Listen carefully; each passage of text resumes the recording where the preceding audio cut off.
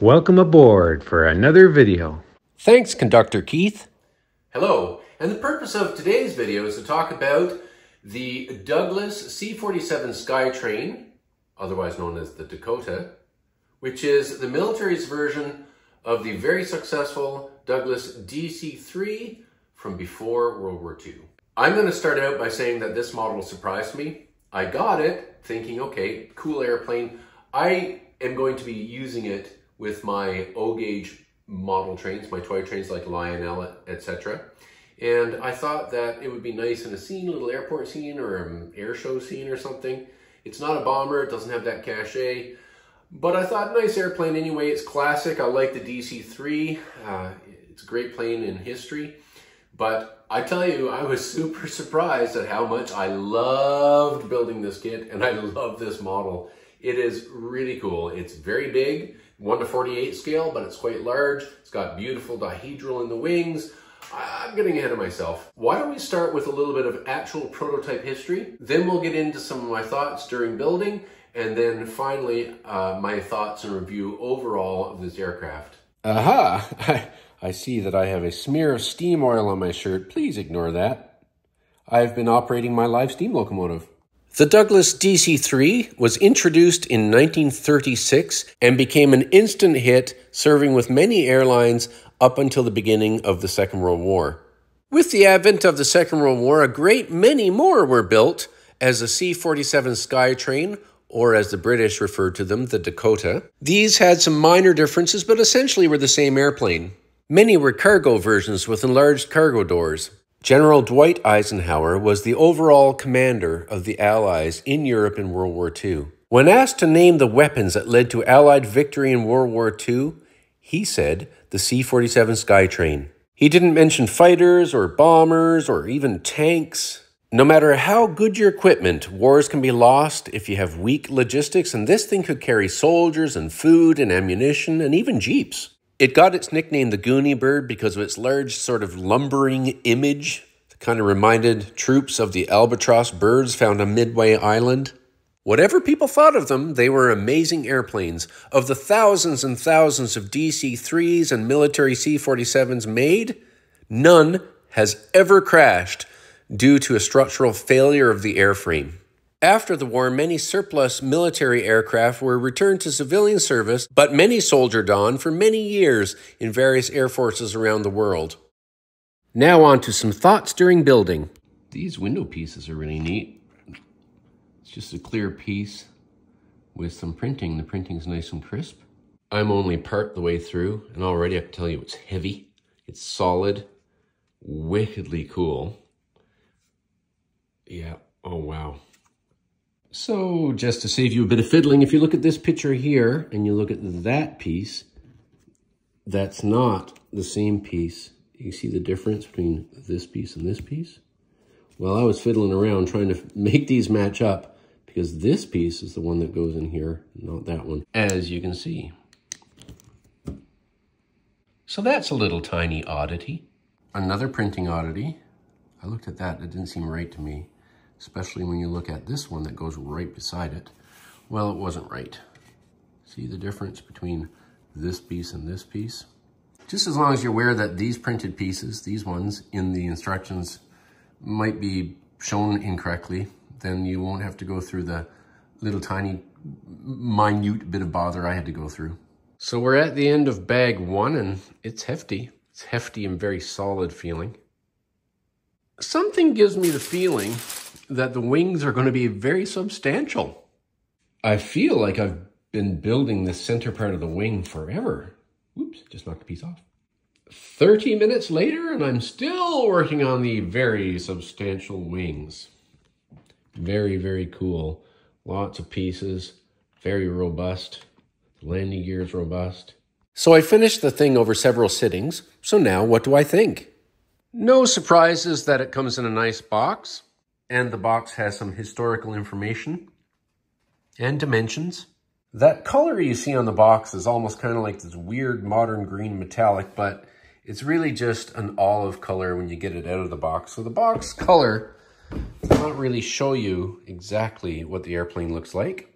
The aircraft looks really nice. It's got the invasion stripes, the D-Day invasion stripes for the invasion of Europe. That helped friendly aircraft recognize each other, and ground forces recognize friendly aircraft.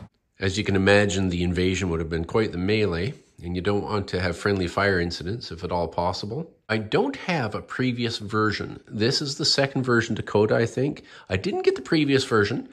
From the pictures, it appears in the previous version that the windows along the side were just pad printed on windows, but these are actually quite nice. The C-47 military version had the viewing port, or cupola, if you will, in the back of the flight deck. And that's one way you can tell in the modern era whether an aircraft was an original DC-3 or a C-47 returned to civilian service, because they'll have these things there. Here is the minifigure of the paratrooper. He looks nice, he's well done, he's pad printed, he's got some nice extra parts on him there. Yep, airborne, and you can pose him jumping out of there if you want to. Now, a lot of people like these stands. It's a really nice stand. It's got nice pad printed information on there. You can put the wheels up or down when it's on the stand, of course. I never use a stand. I either have the airplanes hung or I have them sitting down in a scene. But I just wanted to show you because it is actually quite nice. The airplane's heavy, so it's got two of these. So speaking of that, it is actually, this is quite a substantial heavy model. You might not look it, but it sure is. As with all late COBI, nice pad printing throughout. No stickers. Boy, do I ever dislike stickers, so that's good. And of course, the props turn nice and freely. If you want to pose this big beast, easy enough. If you have it hanging up with a very light fishing line as I do, you can have it in a turn and have these set like you're in a turn. It's also got a movable rudder. If you choose to have it in a scene on the ground, of course, you can always have it sitting on the ground with the flaps down, the door open, and some vehicles around it, it being loaded up. Yeah, very versatile for creating your dioramas with. I'm going to say that I absolutely love this model. It really does capture the look and the feel and the size, the shape of the DC-3 and the C-47. COBI, if you're listening, make a civilian version of this. Don't have that, but make a civilian version. Something in civilian colors. That'd be super cool. Trans-Canada Airlines, of course, would be my first choice. At first, I thought, oh, when I saw the box, I'm not going to like the fact that there's no window glazing. A lot of their aircraft now, their larger aircraft and whatnot, are coming with window glazing. But you know what? It doesn't distract. I am surprised, actually, that that doesn't bother me. But what does bother me a bit is there's one seat for a pilot. There would have been a pilot and co-pilot seat. So seeing one guy sitting in the center like that, that doesn't sit right with me. So I might try to modify things a little in there. Might have to take the arms off the dude. I don't know what I'll have to do to get two people side by side. Or, you know, maybe I'll just not have anybody in there, because really in the real world, when you see an airplane, you rarely do see the person sitting in there because of reflection on the glass and stuff. So that's one thing I don't like, is the pilot sitting in the center. And speaking of the pilot, there he is with a really lovely peak cap. He does also come with this optional helmet. Another thing I like is to get this iconic shape. They've created this piece and this piece. This piece and this piece. Beautiful. It really, I mean, without those pieces, you know, it's a brick model. We're not expecting fine scale, but they've added the dihedral, the pieces here, even though it's brickish, they look awesome. It's obviously and unabashedly a brick model, but with the pad printing and this nice shaped piece, it's more than a brick model to me. All right, so I'm just going to take this part off the bottom. I'm going to let it sit. Now, just to show you, the landing gear goes up, and just like the real C-47, that's how it looked. The wheels were visible just like that. So let's take the landing gear down, and there you go. Sits really nice. So to give you a sense of the scale and size of this model, here is a 1:48 scale P-51 Mustang, and it's the same scale. Also, here is a World War II Sherman tank. This tank is also 1:48 scale, and I will be building quite the scene with my Lionel trains using these models in 1:48. Also, these models are smaller than the typical COBI 1:35 or 1:28, etc. So if you're stuck on space, a great option to build a lovely collection of military vehicles, especially if you love brick models like I do. So as we've seen in a previous video, and videos in fact, of the fighter airplanes, these scale out to 1:48 scale, so COBI's not making it up. How does this one shape up? Well, let's see. We have the dimensions right here, and I've got my handy dandy ruler, 1:48 scale along one side. All right, so let's see, wingspan of 95 feet and 6 inches. So I go like this, put the 0 right in the center, and look along here.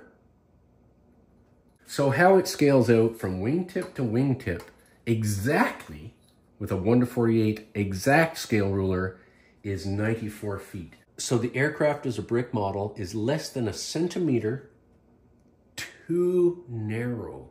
That's pretty close for a brick model when you think of it. It's 1.5 scale feet too close that way.